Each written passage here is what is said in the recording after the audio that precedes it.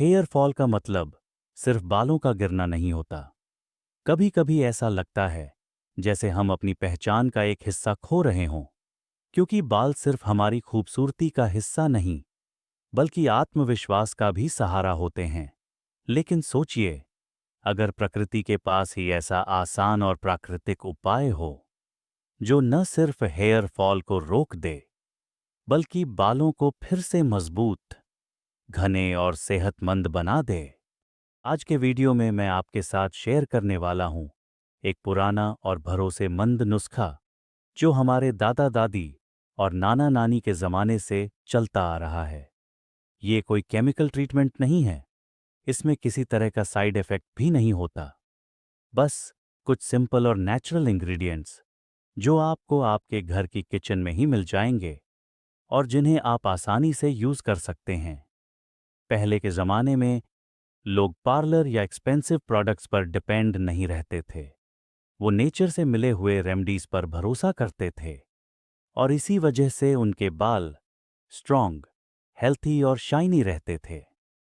आज मैं आपको वही पुराना ट्रस्टेड तरीका स्टेप बाय स्टेप बताने वाला हूं, ताकि आप भी घर बैठे अपने बालों की देखभाल कर सकें, बिना ज्यादा पैसे खर्च किए और बिना हार्मफुल केमिकल्स के।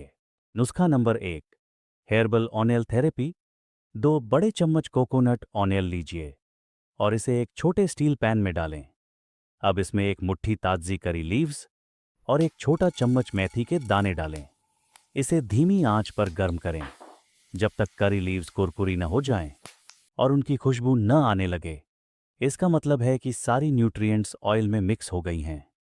अब गैस बंद कर दें और तेल को हल्का गुनगुना होने तक ठंडा होने दें। फिर उंगलियों के सिरों से स्कैल्प पर हल्के हाथ से मसाज करें। ध्यान रहे कि हर हिस्से में ऑयल पहुंचे। कम से कम 5 मिनट तक मसाज करें, इससे ब्लड फ्लो बेहतर होगा। तेल को रात भर के लिए लगा रहने दें ताकि डीप नरिशमेंट हो सके। अगली सुबह माइल्ड हेर्बल शैम्पू से बाल धो लें। हफ्ते में 2 बार यह प्रोसेस करें।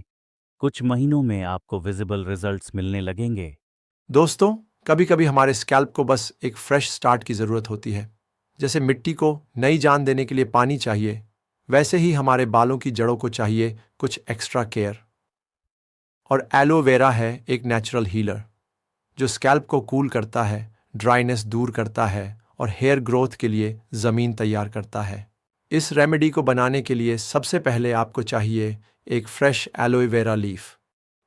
लीफ को अच्छे से धो लीजिए ताकि उस पर लगी धूल या येलो रेजिन साफ हो जाए। अब एक चाकू से इसे बीच से काटकर खोल लीजिए।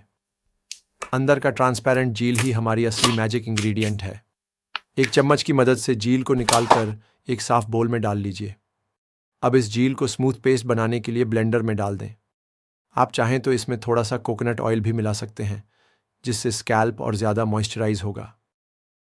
जब पेस्ट तैयार हो जाए तो इसे हल्के हाथों से स्कैल्प पर लगाइए। फिंगर टिप्स से सर्कुलर मोशन में मसाज कीजिए ताकि ब्लड सर्कुलेशन भी बढ़े। इस मास्क को कम से कम 20 से 25 मिनट तक स्कैल्प पर लगा रहने दें। उसके बाद नॉर्मल पानी से वॉश कर लीजिए। शैम्पू की ज़रूरत नहीं, बस रिंस करना काफ़ी है। इस सिंपल स्टेप को हफ्ते में 2 बार करें और धीरे धीरे आप महसूस करेंगे कि आपके स्कैल्प की ड्राइनेस कम हो रही है और बाल ज़्यादा सॉफ्ट और हेल्थी दिखने लगे हैं। एलोवेरा में विटामिन, मिनरल्स और एंजाइम्स पाए जाते हैं जो खोपड़ी को गहराई से पोषण देते हैं। ये प्राकृतिक जेल खोपड़ी की कोशिकाओं को हाइड्रेट करता है, खुजली और रूखापन कम करता है। साथ ही ये रक्त संचार, ब्लड सर्कुलेशन को बेहतर बनाता है, जिससे बालों की जड़ों तक ताज़ी ऑक्सीजन और पोषक तत्व पहुंचते हैं। नतीजा, एक स्वस्थ खोपड़ी, मजबूत जड़ें और तेज़ी से बढ़ते बाल। नंबर 3 पर है प्याज का रस। इसकी खुशबू थोड़ी तेज़ ज़रूर होती है, लेकिन इसके नतीजे उससे भी ज़्यादा मजबूत मिलते हैं। प्याज का रस एक ऐसा राज है जिसे पीढ़ियों से इस्तेमाल किया जा रहा है।